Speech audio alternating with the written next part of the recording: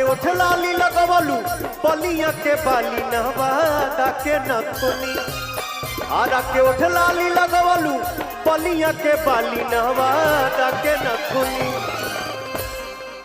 देखा हमार पीछे सबसे पीछे हमारे भाई है वो कुर्ता लेके उड़ावता जियो वो कुर्ता डांस कर रहा है। यही तो प्यार है महाराज। रुका जाना तब से चिल्लाता नहीं, रुक जा जियो। मुझे लगा गाने में थोड़ा प्रॉब्लम हो रहा था, थोड़ा संभाल के। कहां से बोल रहे हो भैया? सामने से थोड़ा बाबू अब बताओ।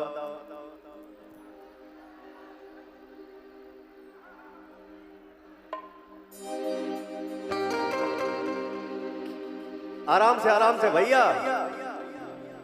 सर ब्रदर, आप लोग को जहां खड़ा रहना है खड़ा रहिए, डांस करना है डांस करिए, बट एक दूसरे को डिस्टरबेंस ना हो। और जौना से भाई तो हर गावता वही आवाज आप लोगों के पास नहीं जाएगा तो कैसा लगेगा? तो उसको क्यों गिराना? अगर गिर गया हो तो आप लोग उठा दीजिए 10-5 भाई मिलके, प्लीज बाबू उठा दीजिए। वो गिर तो अगर का उठा था प्यार से लहे लहे।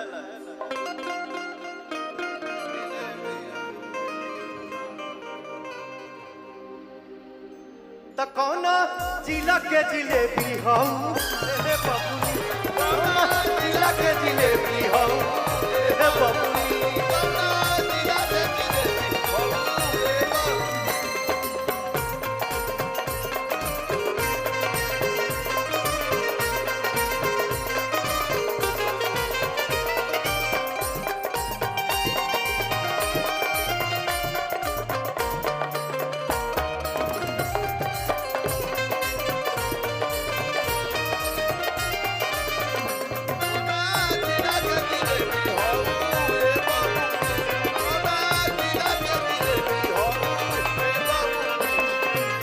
पटना के पानी जवानी पझल के मलमलिया के हतु पटा मलमल के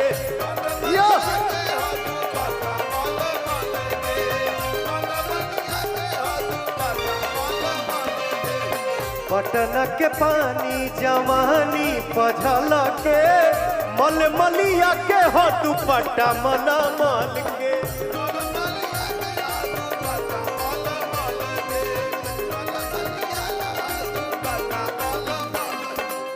बक्सर के बिंदिया सटलू हर बक्सर के बिंदिया सटलू चंपारण के चश्मा होला गेलू सुगनी। बक्सर के बिंदिया सटलू चंपारण के चश्मा होला गेलू सुगनी।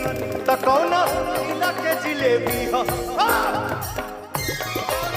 जिला के जिलेबी हो बबुनी।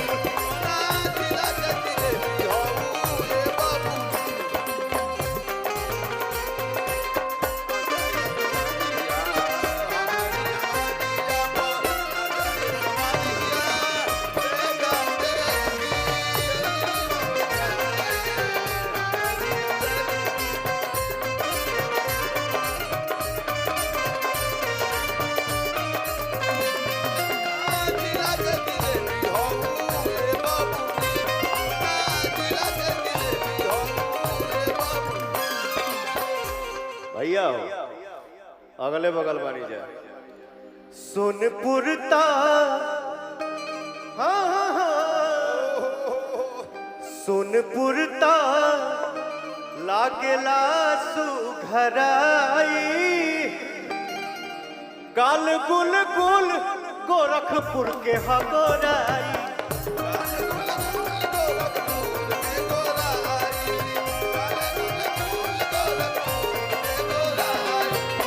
सोनपुर ताला के लासू खराई गाल गुल गुल गोरखपुर के गोराई।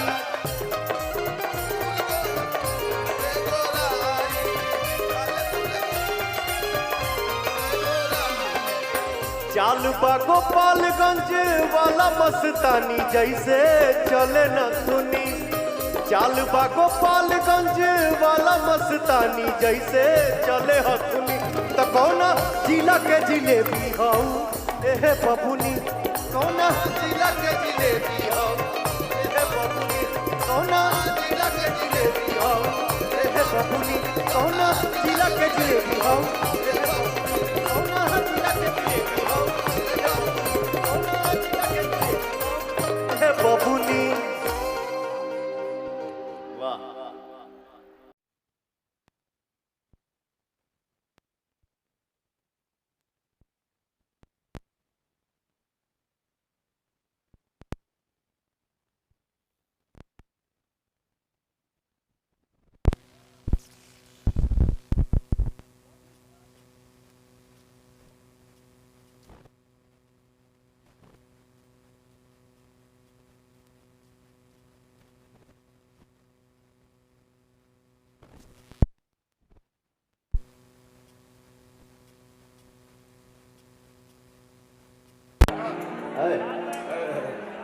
यार, जब हम बादल बन जाए तू बारिश बन के आई हा। जब सांस भी कम पड़ जाए तू हमारा दिल में समय। लेकिन भैया हो फरमाइश आइल है कि एगो भोजपुरी गाना गाई तो हमारा दिल बोला क्या मैं अभी तक अंग्रेजी गा। हाँ मैं 1 महीना से 1 तारीख वेट कर रहा था। थैंक यू बेटा, आपके साथ ही बिल्कुल लीजिए। आपके साथ नहीं होगा तो किसके साथ होगा।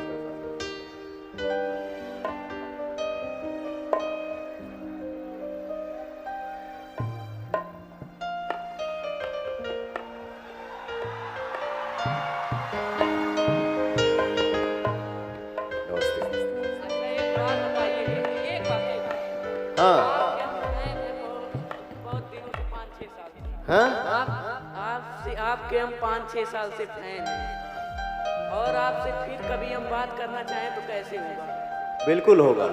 ये शिवा भाई हैं, इनसे नंबर ले लीजिएगा। थैंक यू बेटा।